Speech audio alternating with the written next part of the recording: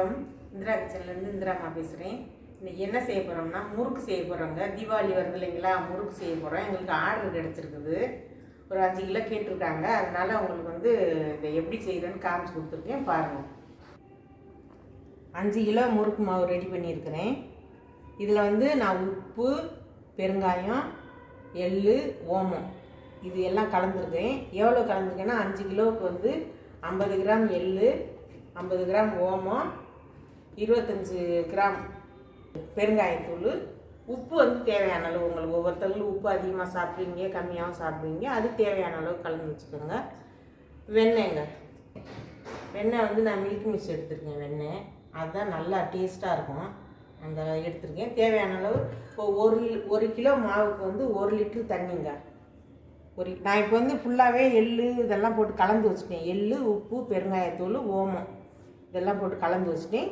ஒவ்வொரு கிலோவாக எடுத்துகிட்டு 1 லிட்டர் தண்ணி விட்டு, மாவு தண்ணி கூட குறைய ஆகும். ஆனால் மினிமம் 1 லிட்டர் ஆகும். கலந்துட்டு கலக்கும் போது நம்ம வெண்ணெய் நம்ம சேர்த்துக்கலாம். வெண்ணெய் ஒரு கிலோ மாவுக்கு ஒரு 3 டீஸ்பூன் சேர்த்தா போதுங்க. எண்ணெய் நல்லா காயும் போது அதில் ஒரு கரண்டி சூடாக எண்ணெய், மாவெல்லாம் பிசைஞ்சிட்டு சூடான எண்ணெய் கொஞ்சம் ஊற்றிட்டு பேசிச்சிட்டிங்கன்னா உங்களுக்கு சூப்பராக வரும். முறுக்கு தேவைன்னா நீங்கள் ஆர்டர் கொடுங்க. நான் சூப்பராக செஞ்சு தருவேன். செட்டிநாடு முறைப்படி தேன்குழல் முறுக்கு சின்ன சின்னதாக வேணாலும் போடுவோம், பெருசாக வேணாலும் போடுவோம். வாங்க எப்படின்னு பார்க்கலாம். இப்போ பாருங்கள், 1.5 கிலோ மாவு எடுத்துருக்கேங்க. இது 1.5 கிலோ மாவு எடுத்துருக்கேன். 1.5 லிட்டர் தண்ணி எடுத்துருக்கேன். இப்போ மாவு நம்ம எப்படி இருக்குதோ அந்த அளவுக்கு தான் தண்ணி பிடிக்கும். நம்ம கொஞ்சம் கொஞ்சமாக ஊற்றிட்டே பிசையணும். நம்ம வெண்ணெய் சேர்த்துக்கலாம்.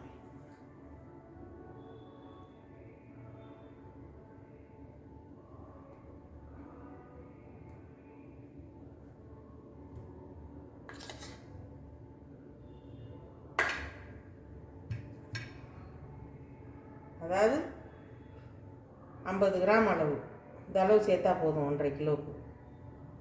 இப்போ இதை நல்லா அந்த மாவில் போட்டு பிசைஞ்சிடணும். ஃபஸ்ட்டு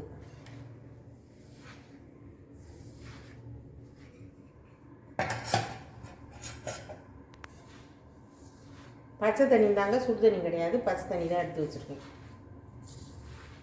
இப்போ இந்த வெண்ணெயை நல்லா அந்த மாவில் வச்சு பிசைஞ்சிடணுங்க. நல்லா பிசைஞ்சிடணும்.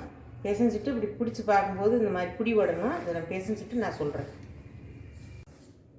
நல்லா கலந்து விட்டாச்சு பாருங்கள். அந்த வெண்ணெயை நல்லா கலந்தாச்சு. இப்படி பிடிக்கும் போது பிடி விடணும். இந்த மாதிரி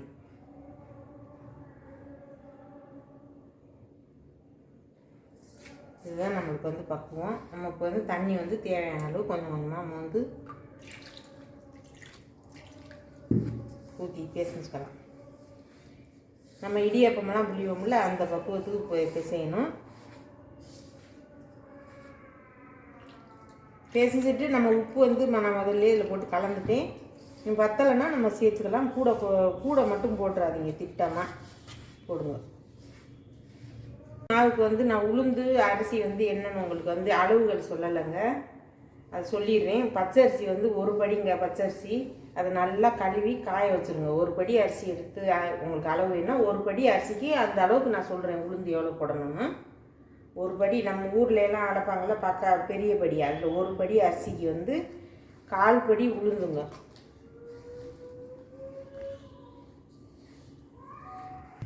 ஒரு படி அரிசி பச்சரிசி நல்லா மாவு அரிசி வாங்கி நல்லா கழுவி வெயிலில் நல்லா முறன்னு காய வச்சுருங்க. ஊரெல்லாம் வைக்க வேண்டாம், சும்மா கழுவி காய போட்டுருங்க. நல்லா பல்லில் போட்டு நம்ம எப்படி கடிச்சோன்னா நல்லா மொறுன்னு கடிபடணும். அந்த அளவு காய வச்சுட்டு எடுத்துக்கிட்டு உளுந்து 1/4 படி, 1 படிக்கு 1/4 படி உளுந்துங்க. அதை நல்லா பொன்னிறமாக வறுக்கணும். கருவை மட்டும் விட்டுறாதீங்க. நல்லா பொன்னிறமாக வறுத்துட்டு எதுவுமே சேர்க்க வேண்டாம். அந்த அரிசி கூட சேர்த்து அரைச்சிக்கிட்டு வந்துடுங்க. அதுதாங்க பக்குவம். அரைச்சிக்கிட்டு ஜலிச்சிருங்க ஃபஸ்ட்டு. ஏன்னா முறுக்கு குழாயில் மிஷினில் ஒரு கம்பியோ எதுவோ இதெல்லாம் இருக்கும். அதனால நல்லா ஜலிச்சு வச்சுக்கிட்டு நீங்கள் செய்யுங்க. உப்பு இந்த நான் சொன்ன அளவுகளை போட்டு செஞ்சீங்கன்னா முறுக்கு சூப்பராக இருக்குங்க. அதுதாங்க அளவு. இப்போ பாருங்கள், நான் மிஸ்டர் கோல்டு தாங்க ஊற்றிருக்கேன். எண்ணெய் காஞ்சிக்கிட்டு இருக்குது. நான் உங்கள்கிட்ட காட்ட மறந்துட்டேன். மிஸ்டர் கோல்டு அதுதாங்க ஊற்றிருக்கேன். இப்போ நல்லா காஞ்சிடுச்சு எண்ணெய். இதில் நல்லா ஒரு 1.5 கரண்டி ஊற்றி இந்த மாதிரி சவுண்டு கேட்கணும். நல்லா காஞ்ச எண்ணெயில் 1.5 கரண்டி. கை சூட்டோடு வச்சிடாதீங்க. வாங்க அந்த பக்கம் கொண்டு போய் பிசைஞ்சுக்கலாம். இப்போ பாருங்கள், இந்த மாதிரி ஊற்றி நல்லா பிசைஞ்சிருங்க. பிசைஞ்சிட்டு உப்பெல்லாம் கரெக்டாக இருக்கான்னு பார்த்துக்கோங்க. பாருங்கள், எள்ளு ஓமம் எல்லாம் கரெக்டாக வந்துடுச்சு பாருங்கள். தெரியுதா வீடியோவில்? நல்லா தெரியுது. இந்த மாதிரி தாங்க பிசையணும் முறுக்கு.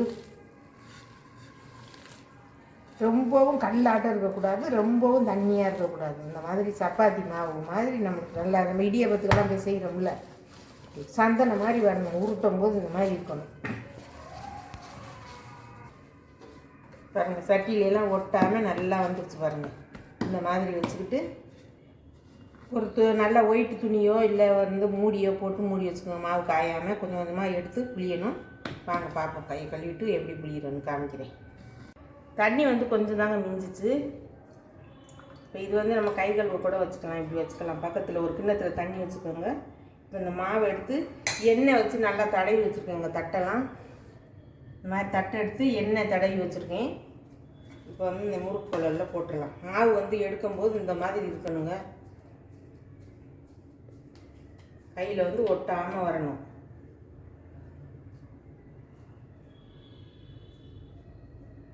இந்த மாதிரி போட்டு புளியணும். இப்போ இது மாவு காயாமல் இந்த மாதிரி ஒரு வாரமாக மூடி வச்சுருங்க. இப்போ வாங்க முறுக்கு புளியலாம். எனக்கு சின்ன சின்ன முறுக்காக தாங்க கேட்டிருக்காங்க, பெருசு கேட்கல. அவங்க சின்ன முறுக்கு புளிஞ்சு காமிக்கிறேன். தட்டு வச்சுக்கிட்டு எண்ணெய் ஊற்றுனதுனால அப்படி இருக்குது.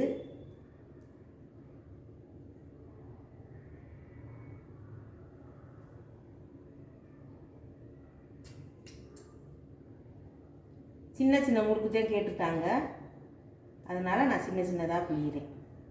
உங்களுக்கு வேணும்னா பெருசாக புளிஞ்சுக்கோங்க.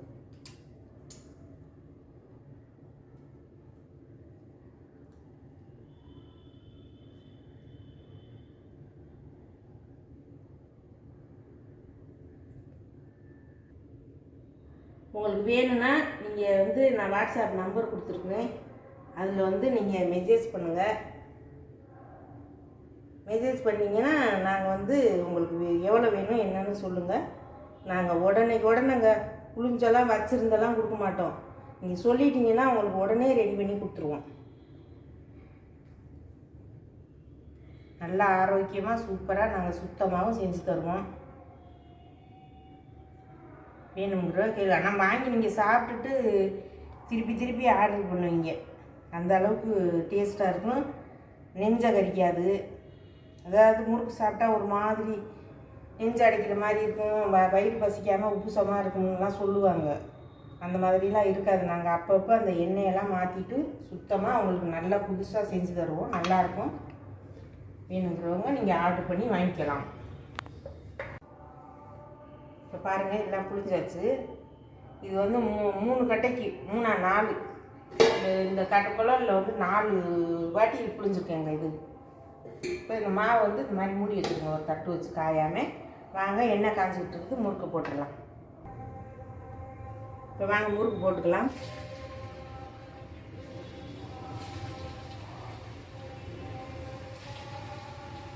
கோயிலேருந்து ஐயர்கள் இந்த ஓமம் வளர்க்குற பாட்டு படிச்சுட்டு இருக்காங்கங்க. அதனால கொஞ்சம் சவுண்டாக இருக்கும், எல்லோரும் மன்னிச்சுக்கோங்க. புரட்டாசி மாதத்துக்கு கோயிலில் ஐயருங்க ஓமம் வளர்க்குறாங்க.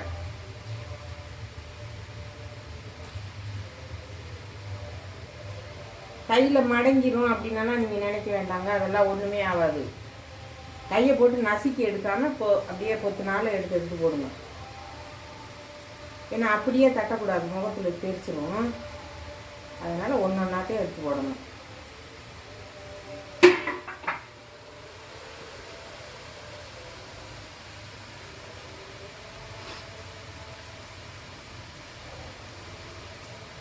இது ஒரு 3/4 கிலோ முறுக்கு போடலாங்க. இப்போ இந்த மாதிரி போட்டோம்னா இந்த சட்டியிலேருந்து நான் 3 லிட்டரு எண்ணெய் ஊற்றிருக்கிறேன்.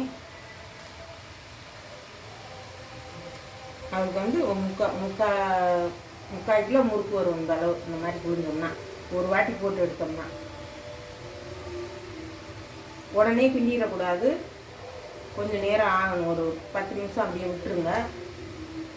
அதுக்கப்புறம் திருப்பி விடலாம். ஒரு கரண்டியை வச்சு அப்படி கிண்டி விட்டு எடுக்க வேண்டியதுதான். நுரை அடங்கினோடனே இப்போ வேகட்டும். கிண்டும் போது நான் காமிக்கிறேன். சைடு வெந்துக்கிட்டு இருக்கட்டும். இதை மறுபடியும் நான் புழிஞ்சிட்டு கிண்டி விடும்போது உங்களுக்கு காமிக்கிறேன்.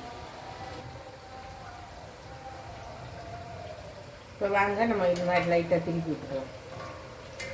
ஒன்று ஒன்றாலாம் திருப்ப வேண்டாங்க. சின்ன முறுக்கு நம்ம அந்த மாதிரிலாம் திருப்பிக்கிட்டு இருக்க முடியாது. இந்த மாதிரி கிளறி விட்டாலே போதும். இது வேகட்டும். வெந்து இந்த நுரை அடங்கும் போது நம்ம அள்ளிட வேண்டியதுதான்.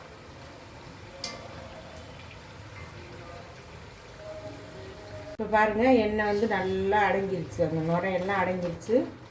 இது வந்து நம்ம எடுக்கிறதுக்கு அரைச்சி அல்றதுக்கு கரெக்டாக இருக்கும். சூட்டு காக்கும். நம்ம எடுத்துட வேண்டியதுதான்.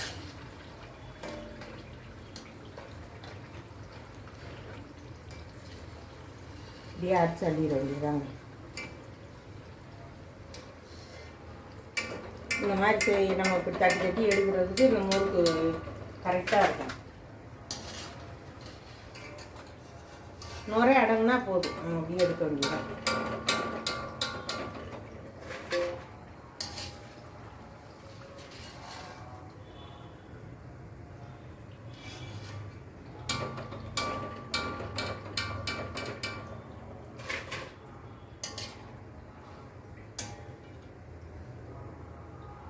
அவ்வளோதாங்க, குட்டி முறுக்கு வந்து ரெடி ஆயிடுச்சு.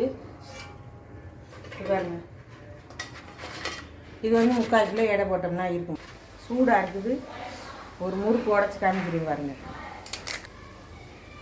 ஒரு முறுக்கு உடச்சி காமிக்கிறேன் பாருங்க. சூப்பராக இருக்குது பாருங்க. அருமையாக இருக்கும். சூப்பராக இருக்கும். வேணுங்கிறவங்க வாங்கிக்கலாம்.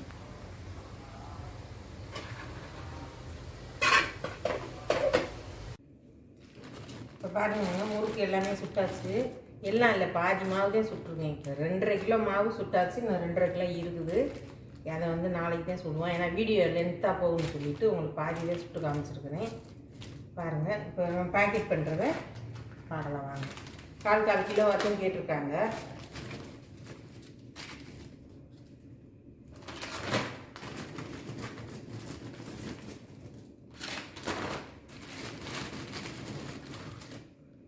இடையிலாம் கம்மியாலாம் இருக்காதுங்க. ஒரு முறுக்கு 2 முறுக்கு எக்ஸ்ட்ராவே தான் போட்டு பேக்கிங் பண்ணுவேன்.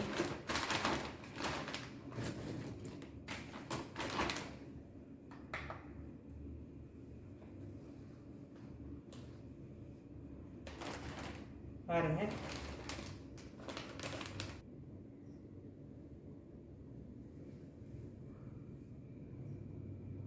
250, அதாவது 1/4 கிலோவுக்கு மேலேயே இருப்பாருங்க. அப்படியே பேக் பண்ணிடுவேன். ஏன்னா நான் வந்து 5 கிராம் 8 கிராம் 10 கிராம் வரைக்கும் எக்ஸ்ட்ரா தாங்க போடுவேன்.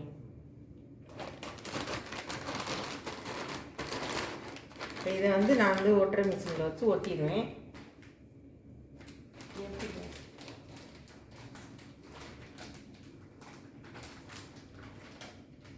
இந்த மாதிரி ஒட்டுற மிஷினில் வச்சு ஒட்டிடுவேங்க.